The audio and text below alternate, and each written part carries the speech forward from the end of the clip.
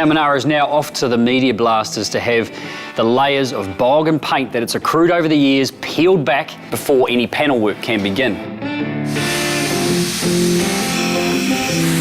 60 psi fine grade garnet media blasting strips back the paint and removes any old bog without damaging the metal underneath.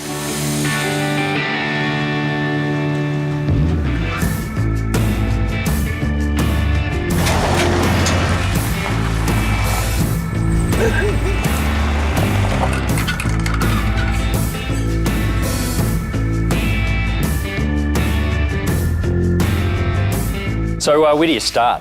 The main focus at the start is just getting the main body structure sound so you can start cutting the other pieces out of it, getting so the floor and all the sort of pillars, everything all good so that the strength is back in the car again. Yeah, it's good. These are nice and simple to pull apart. Like I say, the whole subframe done bolted and moved out all the way, so it makes it real easy to work on.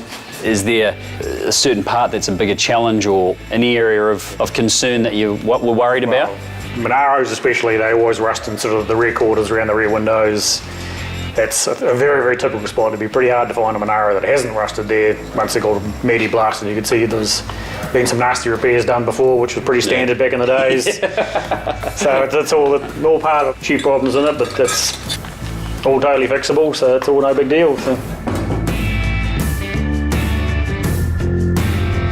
What's your relationship with Ian here? You obviously know him from somewhere and you've got a lot of confidence in his ability to suggest that the Monaro comes to him to get the work done. I've seen his workmanship. He's done work for me before.